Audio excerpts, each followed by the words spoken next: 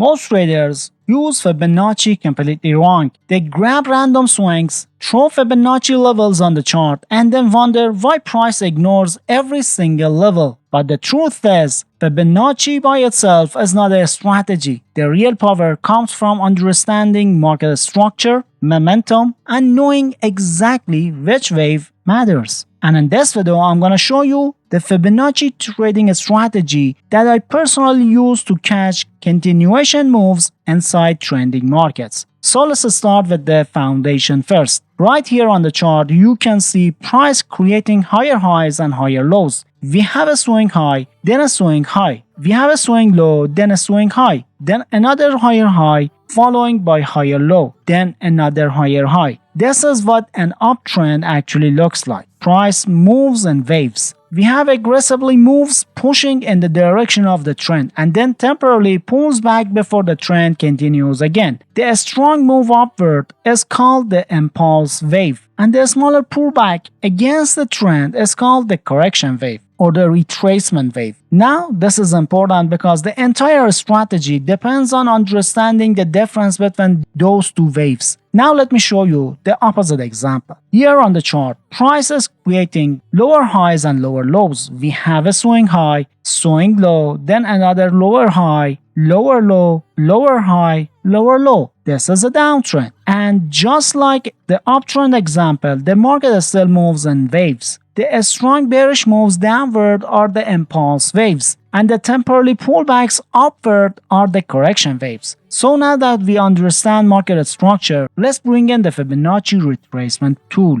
Inside TradingView, this is the Fibonacci retracement tool right here. And if you're completely new to Fibonacci, all it really does is measure the distance between 2 points on a wave. You need a starting point and you need an ending point. That's it. Now Fibonacci has many different levels, but for this strategy, we only need 4 levels: 0.382, 1, and 1.618. Those are the only levels that matters for this strategy. Now let me show you how we actually use them. Take a look at this sketch. You can see the market moving in waves again. We have impulse waves and correction waves. The key thing we need to identify is the correction wave, because in this strategy, we draw Fibonacci retracement on the correction wave itself. So to draw Fibonacci, we use the beginning of the correction wave as the first point and the end of the correction wave as the second point. Now let's talk about the actual strategy rules. This is where everything starts making sense. When we draw Fibonacci on a correction wave, we are basically measuring whether the market has enough momentum to continue the trend. Think about it this way. If the new move is truly becoming the next impulse wave, then price should have enough strength to break beyond the 0.382 Fibonacci level. The breakout is extremely important because once price breaks through that level, it shows the momentum is shifting back into the trend direction. So in this strategy, the trade entry happens after price breaks through the 0.382 Fibonacci level. Now for the stop loss. The stop loss is placed slightly beyond the 0 level of the Fibonacci, because if price completely invalidates the correction wave structure, then the setup is no longer valid. Now for the targets, the first target is the 1 level and the second target is the 1.618 extension level. The idea behind this strategy is simple. If price have enough momentum to break through the 0.382 level after a correction, then there's a strong probability that the market continues toward the extension levels. Now the exact same logic also works in a downtrend. The only difference is everything becomes inverted.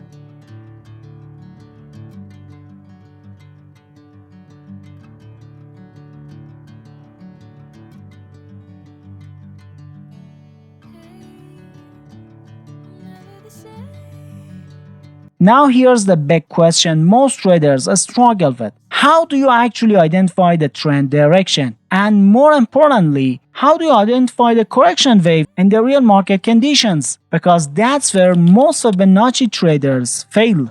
So here's the tool I personally use to simplify the process. This is the moving average setup using 300 SMA and a 100 EMA, and together they help filter the market direction. If price is trading above the moving averages, we consider the market bullish. If price is trading below them, we consider the market bearish. Simple. Now let's move to the real example on gold XAUUSD 15-minute chart. Take a look at this screen. Price is clearly trading below both moving averages, so immediately we classify the market as a downtrend. Now what about the correction wave? Notice how price temporarily pulls back upward through the moving averages before continuing downward again. That pullback is the correction wave, also called the retracement wave. So now we've identified everything we need. We have the trend direction and we have the correction wave. Now it's time to draw the Fibonacci. Since this is a bearish setup, we draw the Fibonacci from the bottom of the correction wave to the top of the correction wave. Now watch the price action carefully. Price eventually breaks below the 0.382 level. This is the entry signal for sell trade. The stop loss goes slightly above the 0 level. Target 1 is the 1 Fibonacci level and target 2 is the 1.618 extension. Now before we finish, I want to answer probably the most important Fibonacci question nobody explains properly on YouTube. Which exact swing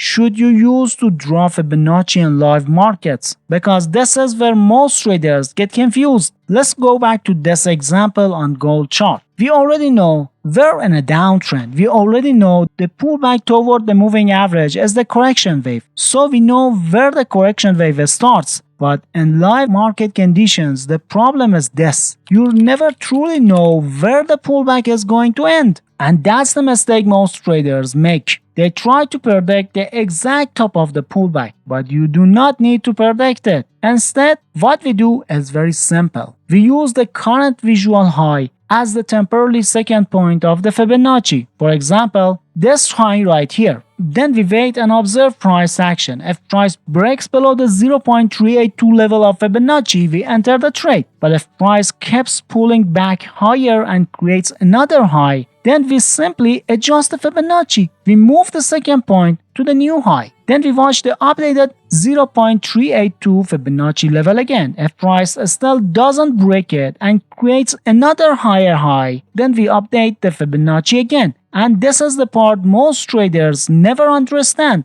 Fibonacci is not supposed to predict the market. It's supposed to adapt to the market. You keep updating the correction wave until price finally confirms momentum by breaking through 0.382 level. And once you understand this concept, Fibonacci starts making a lot more sense. Now before ending this video, let me quickly show you a bullish example on the gold 4-hour chart. Here we can see price trading above the moving averages, so the market is bullish. Price pulls back toward the moving averages, creating a correction wave. We draw the Fibonacci from the beginning of the correction wave to the end of the correction wave. Then once price breaks above the 0.382 level, that becomes the buy entry. A stop loss goes slightly below the 0 level and targets are once again the 1 level and the 1.618 extension. And that's the complete Fibonacci continuation strategy. The important thing is not memorizing levels, it's understanding market structure, correction waves, and momentum confirmation. Because once you combine those together, Fibonacci becomes much more than random lines on a chart.